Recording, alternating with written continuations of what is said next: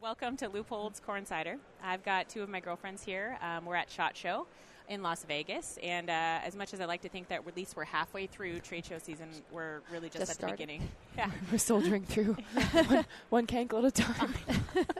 Let's start with that. We're starting. We're starting. All right, so for those of you who don't know, this is Miss Rachel Ahtila, and this is Michele Eichler. And I'll let them do a quick intro in case you haven't seen these beautiful faces before. And tell them about yourself. It's really just so Riza can remember who we are. She's probably talked to about 20 million people at this stage of the trade show season. But my name's Rachel Ahtila. I'm a hunting guide from Canada. I got started when my parents sent me north at 11 years old to go and pursue my horse career as a pony club kid. I got smart instead of buying one at home. And since then, I started wrangling and cooking in the out camps, burning a lot of pancakes over a fire, and worked my way up as a guide and celebrated my 10th or 11th season now as a professional hunting guide. Yeah, impressive. Here we are, surviving so far. Yeah, and not some very friendly country up there sometimes, so that's pretty impressive. Awesome. Well, I'm Michele Eichler, and I come from a hunting family from way back. So when I grew up, I had no idea that little girls didn't go hunting. I always thought every little girl went hunting. They should. Of course they should. My father would take both my brother and I out, and it just became very natural for us to go out in the woods and go hunting. And then when I got out of college, my dad invented the Muzzy Broadhead. So a lot of people didn't know that. Starstruck. Yeah, I know. Didn't know that. So he started the Muzzy Broadhead Company in 1984 after having a less than perfect experience in Africa with one of the broadheads that was on the market. And when I graduated from college, I went to work for the company, and we ran that for 28 years. And we sold it, and I'm married to Fred Eichler. You admitted that in public. I know. He's going to be so proud right now. I still got it. Just an absolutely consummate outdoorsman, wonderful, great. I have 3 beautiful boys, and we just love the outdoor lifestyle. So wow, that's awesome. cool. Yeah, that's life goals right there. That's a boss babe. Hashtag, can we throw a hashtag? Well, I mean, she literally is the boss. Anybody who's been out to hunt with them or sees what's going on, I mean, they're full-time farming. She's shuttling kids around. They've got people bouncing in and out every day. She's also a phenomenal cook, which I wild game, of course, because that's what we eat. And then we've had people from Leupold go out to your camp, and like the electricity's been out, and so like you, Michele she's like, no problem, I have this. I'll do this on the campfire. I've got it nailed. Yeah, I cooked on a wood stove. Yeah, it was interesting, but we made it happen, right? When you're outdoors, people. You deal with the elements and whatever's thrown at you. Well, I think you have a little bit different upbringing than maybe even we do, and mine's even more vastly different than Rachel's. But you kind of grew up and had your family bring you up in it, which is really cool. But Rachel has a story that I'm not even sure even you know about how she got herself into it. Yes, it sounded like she wanted a pony and they just shipped her off. But Mom and Dad, I'm so sorry. I'm sure that's not how it went. Get down. on your horse and go. Get on my greyhound, child. No, everything has to do around fate and timing. And I actually, my dad used to hunt when he was younger. My mom actually was a very accomplished fisher. They grew up on the coast by Vancouver.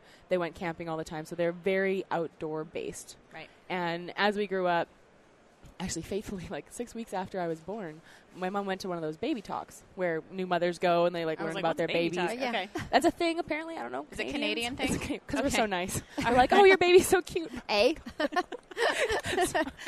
Sorry, new moms. We ended up meeting with my godparents, Darwin and Wendy Carey, and they were in the process. My Uncle Darwin is a second-generation outfitter, and by the time I was 11, I had gone to a few horseback riding seminars when I was a kid. I was the second choice.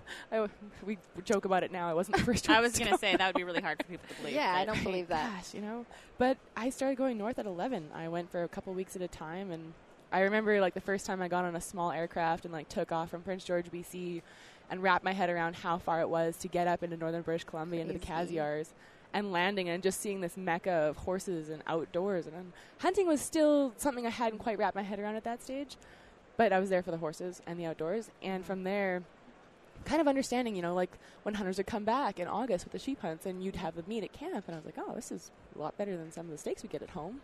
Mm-hmm. And then from there, it kind of transitioned, and I worked as a wrangler. I burnt so many pancakes over fires, learning coal dynamics. And as I started to show more interest in the hunting side, by the time I was 18 or 19, I actually took my first guide's license and started out with goat moose and slowly worked my way up. And the rest is history. Since then, I've guided in New Zealand, Yeah, she's and amazing. Shockey actually picked me up. I came back from New Zealand, and I remember walking around a trade show.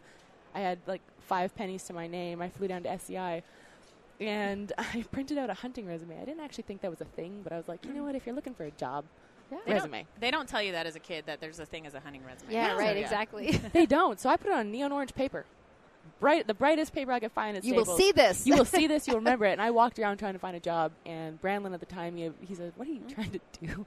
I'm like, well, I'd like to be employed. And I figure if I'm going to be an outfitter has to have a clientele. Sure. But an outfitter also has to know where they want to outfit. So I had scheduled a whole season. And the next thing I know, I have Jim Shockey shaking my hand going, well, we'd like to have you on as a videographer and guide. And so I did their 3 territories for 2 years. And in amongst balancing other camps and did horse crews. And here I am. Hard work and dedication will get you everywhere. It's weird, That's right? exactly yeah, right. yeah. Just Love like, it. you know, like with your story too, Riza, like we all come in at different faculties. And I think that's the exciting thing about women meeting up in the outdoors. And thank you, social media. Yeah, I have to tell a Riza story. Oh, no. here we go. Already? Yeah, Okay. I do. Okay, great. So Riza, the first time Riza came out hunting with us, right? Yeah. My husband, Fred, guided you. Yes, he did. And it was on an antelope rifle hunt. Absolutely. And Fred went out there, and I wasn't with them. But all I know is that when they came back, he took me aside and he goes, holy cow, can that woman shoot? Right? Wow. Oh, hey. Watch Yeah. out. Watch out, Tim. I hope you're Yeah. listening. So how far was your shot? Wow. Come on. Okay. It was plus 500. Yeah. And she smoked the antelope. Yeah. Yeah, so- because Fred's like, oh, it's too far. We need to get And closer. let's be real. It wasn't like my goal was to do No, of course not. a longer shot. I'm always wanting to be, 50 yards and under. But Sure, I sure. think I have the worst luck. No, well, but we worked hard that right, day to get that you know, close. by rifle season, a lot of the antelope can tend to be a little bit gun shy, so to Yeah. speak. So sometimes it can be hard to get close. But Fred had seen them out there, ranged it, and of course he's like, we'll try to get closer. And he looked at Riza, and Riza's like, I can make that shot. And he's like, really? You can make that shot? She's like, totally confident. I got this. I can make that shot. And sure enough, she smoked that antelope. And my husband came back and went, real deal right there. Okay, Yep. now I'd like to take all the credit that it's just because I'm amazing and I don't have nerves or anything else and I can read the wind and make good calls. But, I mean, honestly, I think we put a stock on it that day. I had a really good rest. I had an amazing guy that kept me calm. I knew the equipment. I probably had an advantage unlike most people. My husband is really knowledgeable about all this stuff, and I've been educated well on how to use everything and work reticles and know the distance. Then, if I'm confident I'm going to make an ethical shot, I'm going to take the opportunity to do it. And it happened, and I have to say that was by far one of the most memorable, one of my experiences, in my hunting career. But Good equipment and confidence in your equipment. Absolutely. And make it happen. But I think unlike you guys, I had a little bit different start in it all. I was, I believe, late 20s when I finally got my experience because my family barely did camping. So that was last year because she doesn't age. Yeah, I mean, so it's been like 2.5 years total. But no, I come from a mom who was an immigrant to the U.S. She came across the correct way and grew up and wanted to give herself an opportunity and raise a family and give them, more goals in life than growing up in Central America. And so she came up and she had met my dad down there and they decided they were going to make a go of it. And they worked really hard, that maybe I didn't get to do some of the stuff I wanted to do because they were working all the time. I did live a little bit in Central America growing up to save on daycare costs. And then I just knew my whole life that that's what you did. You worked really hard. Started working around 12 years old, got jobs in the summer, worked every break from school. And then eventually, as I got older, I was like, I don't really know what I want to be. I was going to school and trying to figure it all out. And then in my 20s, I landed a job at Leupold. And so how did you get that job? Like, was it randomly like a billboard? Be like, hey, we're looking for a cute Belizean woman.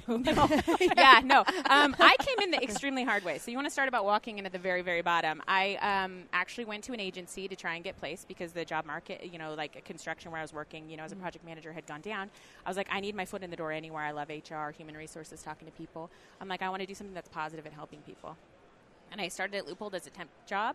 No benefits, all that kind of stuff. And started working there. And then after, working really hard for several months, I got an opportunity to move over to the marketing side, and as you could say, you went from human resources to the dark side of marketing. It's a joke. We all love it. I know. Yeah, exactly. That's how I started working there. And then that's kind of where my passion, where I married my love from the outdoors in with the knowledge of this experience in this industry, and just met some amazing people like yourselves and stuff that helped me grow along the way. I learned something from each of you, because you guys all touch some part of my life and give me inspiration or, education of what other opportunities are out there. So, yeah, it's been over 10 years now, or 10 years at Leupold, which I don't want to admit. But, yeah, so I've been learning as I go, everything from archery to, rifle hunting, or just being outdoors and what conservation really means, and all of that. So I'm fairly new, I would think. I don't have the same history that you guys do, but I've definitely experienced a lot in the last 10 years. And you've embraced it and become really good at it. How could you not? I mean, we're very fortunate to work and marry our passions together. It's a family, though. You think about it. Like when you come to these trade shows, as much as we gripe and groan about how sore our legs are and going through and walking in the hotels in Vegas, coming here is like coming home. We've all gone into our different points of the world. We've gone in to do what we love, whether that's farming and raising and watching and nurturing our own deer herd, or going and chasing sheep in the mountains, or learning a new species to hunt. We all have that thing that binds us together. And I think that's what makes the hunting community very strong, is that it is like our second family. Yeah, the passion for the outdoors is super strong. Yeah. I think it's been there. It's innate in humans, right? True. It is. And so we just get the fortunate, be able to be fortunate to make a living and work in something that we're so passionate about, and share that with other people in the industry that feel the same way. Absolutely. But it's more than just what you see on social media and stuff. Like, we have really demanding jobs in what we do. And you might see the 15 minutes of snippets of wonderfulness that happens, with our supposed free time. But, can you explain, how you balance it all? I want to hear it from both of you, because maybe I can get some tips on how to even juggle my life even more effectively. I would start with you, Michele. Like, you gracefully. Well, my husband describes it in a very. It's a perfect way to describe it. We obviously have an outfitting business, so I do a lot of the Full Draw Outfitters. I do a lot of the cooking. What it is. Yeah. No, Full Draw Outfitters. Do a lot of the cooking. I do some of the guiding. All that kind of stuff, all the office work that's involved. We have 3 boys, so I'm a mom and a wife, and all those demands. And young children. Yeah, you know what I mean? Our youngest now is 13, and he's obviously grown up in this, and he gets it. He gets how hard mom and dad work in the industry, but he also gets the passion that our whole family has for the outdoors. But this is how Fred describes it. So you see a duck on the water, and the duck is just going smoothly along the water, and there's not a ripple or anything like that. But if you look underneath with a camera, those little legs are going at 9,000 miles an hour trying to get down get across the lake. And that's basically how our life is. It may look like, to those of you out there, that, wow, what a, great. And I describe it this way. And we, believe me, we wake up every morning being blessed and thankful. But we have a very blessed life. It is not an easy life. Yeah, it's a lot of hard work, but we wouldn't trade it for anything. No, it's incredible to watch how they balance it all together. But it's a teamwork, though, and I think that's what comes down to the end of it, is if you don't have a solid team around you, whether you're the guide or you're the new trail cook starting, you have to rely on each other's support. Like, even in the horse crews we have, it's a unity that all works together. Absolutely. And so as long as everyone's working together, it does make it easier. Like the analogy, you are responsible for your success, for your outfit success, personal, professional, otherwise, family success, the time that it takes to go in behind the scenes. Everyone's like, oh, you guys go out and party. It's like, no, I'm probably going back and doing emails till 4 a.m. Right, exactly. Because we all haven't stopped since January 10th and ATA. I know. But I think that's where in the industry, I find industry is a dirty word. Like, I feel like it becomes a business word, but at the same time, you can use the word family. It's something that it's a driving force. Yeah. And that's where in any job, retail, fashion, whatever it is, if you have a story that you're attached to and you have a passion for something, you will go the extra mile with the blood, sweat, and tears. And it doesn't matter. You don't need that recognition of, oh, yeah, I'm standing here because I've done all this. It's like, no, that's cool. I made this waypoint, but I'm going so much further. Yeah. Come on for the ride. And I think that's been something that's held out through the stand of time as far as this whole movement with women in the industry, and it's taken kind of a platform, which is very cool to see. But it's like, man, we've always been there. They've always had some This woman is not actually a- this is not a there trend. helping Right, the yeah, outfitters right. or the cooks, and there's Yukon Bell and some of the guides I used to look up to, and I think that's where when you can harbor that passion and know that we're not alone. I send Riza a text in the middle of the summer. I'm like, hey, I could really use a churro. Oh, really? I knew you were going to do that. That's for my friend Jessie Harrison. Love you. Yeah. Great. Okay, so you go hunting with her one time, and you're starving, and you think, hey, California, they probably have some rockin' churros around here. Yeah. And so it becomes a thing, and then that's when we were with the Weatherby, and we were helping with the Camilla rifle, and then you get sweet Jessie Harrison, and she's like, I want a churro. Yeah. So it became this thing. You have a T-shirt. I do have a tank top that I we work have a out in. It cinnamon says dolce latte. Cowboys and churros. Yeah, Cowboys and churros. Cowboys and churros, my faves. I admit to her that the reason that I'm obsessed with these coffee drinks and getting a cinnamon dolce latte is because they smell like a churro. And she's like, well, then you know what? I think you're going to have to get me one. Cinnamon and sugar. Come on. With butter? Oh, I know. Heaven. Exactly. So, yeah. So ever since then, and I did that hunt with the gals, I get random photos of churros anytime they have dessert, even from the girls at Weatherby.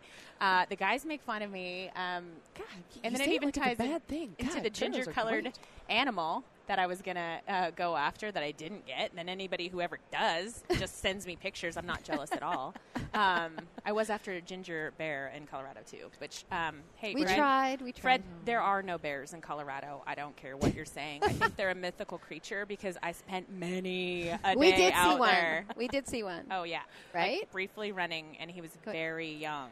So, yeah, we were like, well, there we go. Yep. Oh, you know what? We did see two. What about the one that was breaking into your trash can? Oh, yeah, right. We go out there. We're hunting, and there had been a big bear, had been huge. breaking into our barn and stealing horse feed.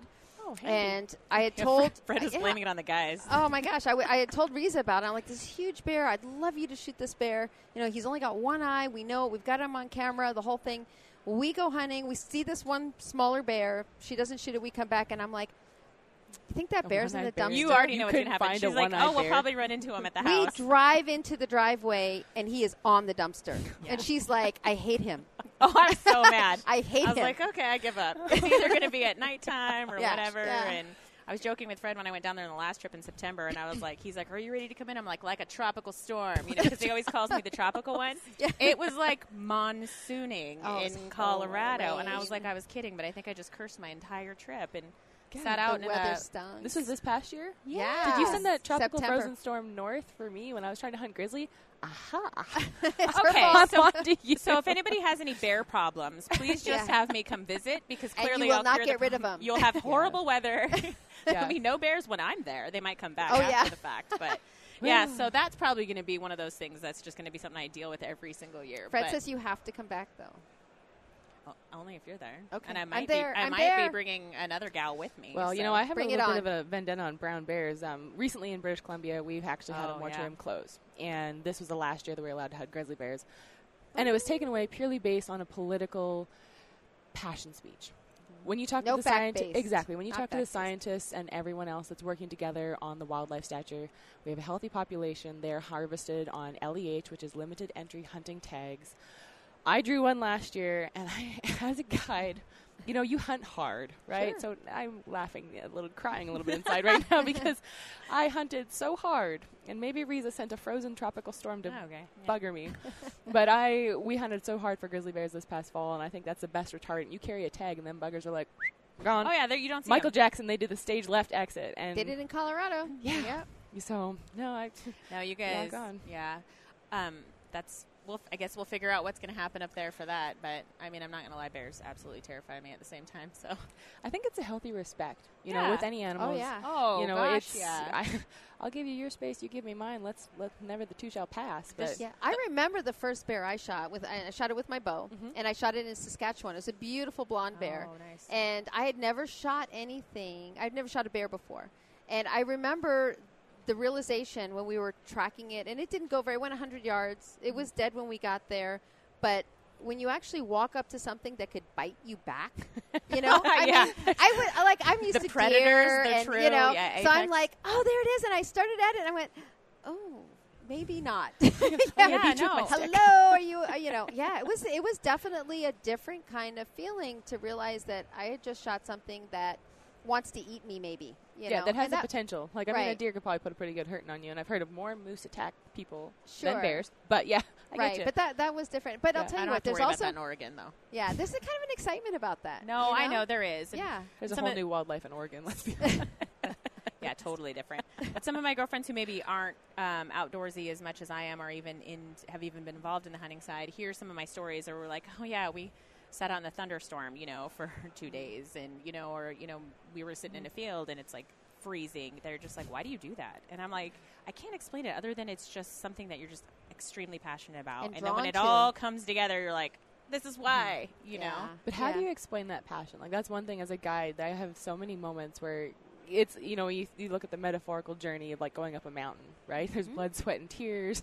There's moments where you're like, you know what? Let's just go back. It's not comfortable sometimes. It Yeah. is not Sometimes it comfortable. is not fun, but it's always amazing. Exactly. Yeah. When, that moment, that's my favorite. You get to the top, and just before you crest over to go and sit down to glass the other side of a hill, there's that feeling of, oh yeah.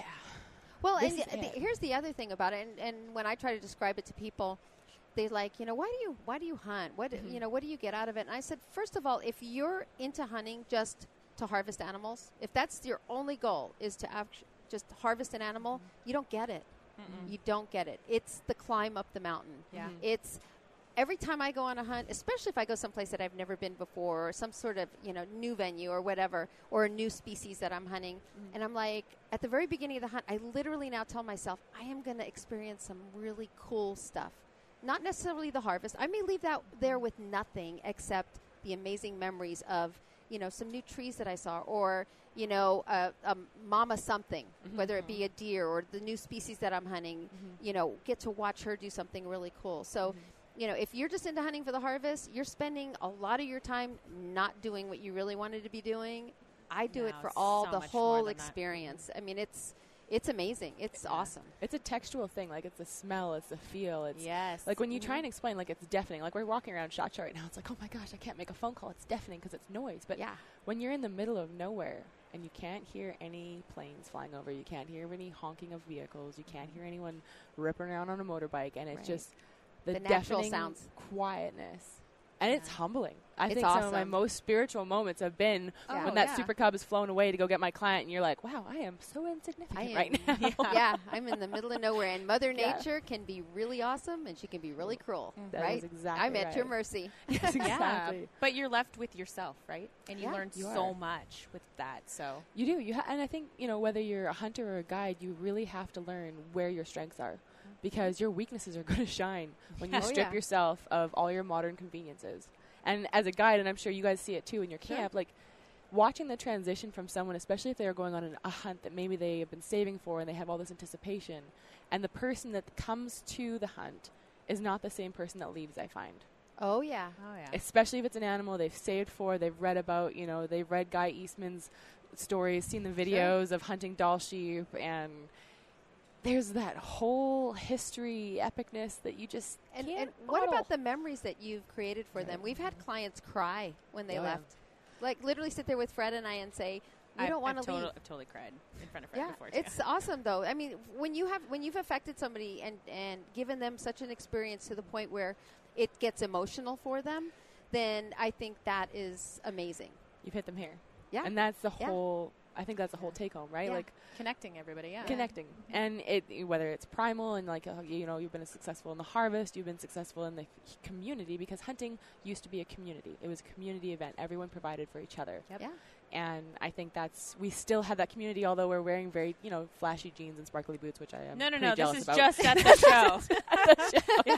I wish you could see Here. these boots. They're amazing. You might want to flash. Here we go. There you There we go. go. Right? Yeah, I think that's the take home as a guide. I hardly have English. I am struggling. Sometimes Canadians really suck at It's English. just the accent. That's all it is. It's Just just no the big deal. accent. For about a. I think the biggest thing as a guide is that when you can give that experience, it changes you in such a way that it's an emotional journey. And then when you actually get to harvest something for yourself, like I got to harvest my first sheep ever. I've been guiding for 10 years. You got to see the film if you haven't. It's And amazing. it's coming out soon, but I remember just as I was about to pull that trigger, I had brought my dad on it. My dad had never been on a hunt like that. And it felt like the world had slowed down, and all the sheep I've ever helped anyone harvest, and like their emotions right after the trigger was and the animal was down. I really feel sorry for Adam Foss. I'm sorry, man. There was a very crazy audio where I was a bawling pile of sobs. They went to the backpacks, and I just sat there and cried. But that's what it's all about, and absolutely, it affects you, right? Because when you help other people, especially as a guide, and then the next thing you know, you're like, oh my gosh, this is my turn. Yeah. Like I was getting the gun ready, and I'm like, oh right. Yeah. A lot of times that's why we say that's why we do it. When we have a client leave, and they got it, they understand why it is so amazing. Mm-hmm. And Fred and I look at each other and say, that's why we do it. Yeah. Exactly. That's why we do it. No. What was your aha moment? Like your most passionate moment where you're like, oh my gosh, this is. You can cry. I have cried many times. I mean, I'd like to say that I always look calm and composed, but I think that there almost isn't a time that I haven't just had an enormous amount of respect for everything. Normally, it's because it's been a really hard hunt. And then when it finally comes together, you're just like, well, I'm just going to go home. It's no big deal, but I've had an amazing time. It's a beautiful place. It's taking me to a new country, whatever it is. When it all comes together, you're just like, this wave hits you, right? Mm-hmm. And you're just like, I can't imagine doing anything else. Like everything that I do is like, I'm going to go to work. I'm going to raise my family in a good way, and then I'm going to spend my time connecting again with nature and all of that. And it's addicting. I think that's mostly and you what want to share is. it. Yeah. You want other people to feel that. Yeah. It's like, oh my God, you've got to feel this feeling that we and then you've got your experience. friends that you could send messages to, like this happened to me or this horrible thing happened to me, and it's great, you know. Well, and I think that's the thing that I think the industry is changing, but there is an awesome power that is revolving around taking a life. I don't think as true hunters, we respect animals. That's why we work animals. We work so we hard. Love we animals. love Yeah. animals. We talked about this last night. I know. Right? We did. Exactly. Like we have this love and this passion. We also, we want an ethical harvest, and there's so much more to it that you are taking an animal's life, and that is an awesome power that I think, as hunters, as true hunters, there's a certain level of respect and responsibility that comes with that. 100%. Absolutely. Yeah, I believe that more than anything. And my dad kind of instilled that in me when he literally would say, when I take an animal's life, I take a moment.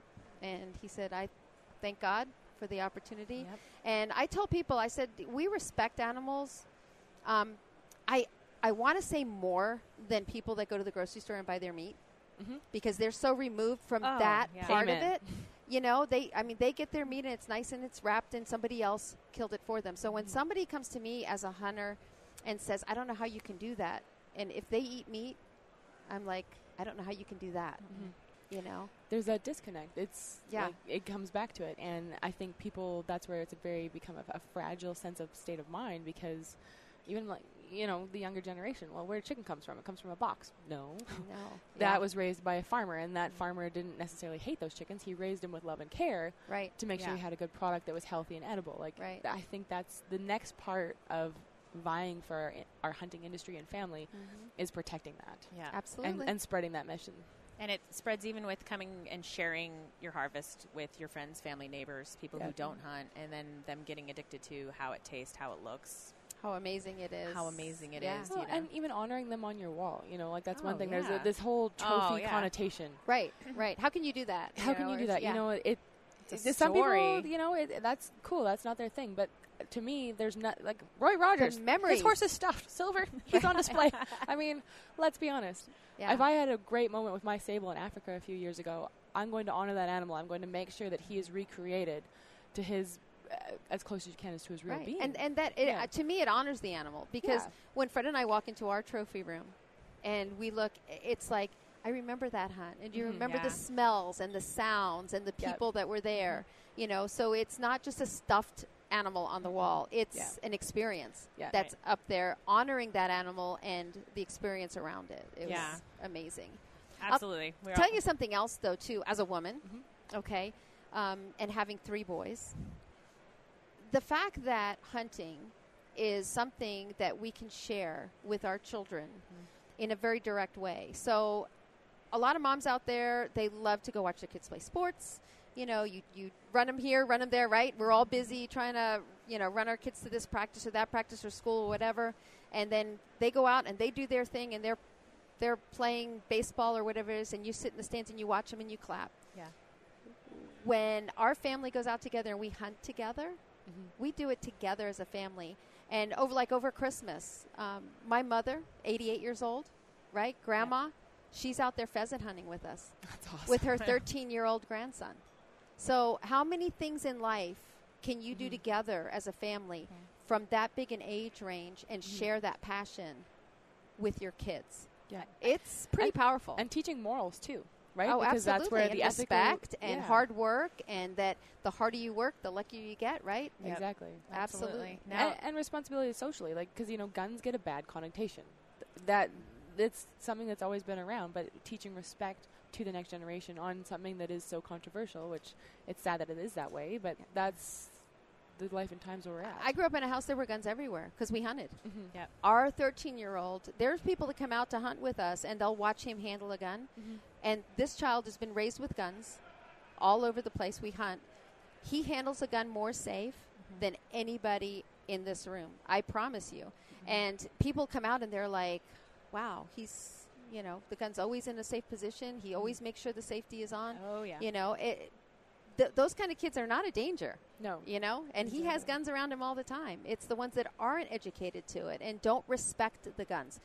Kids that are around guns and hunt, they respect the guns and they know what they can do and they treat them, with responsibility. So. Yeah.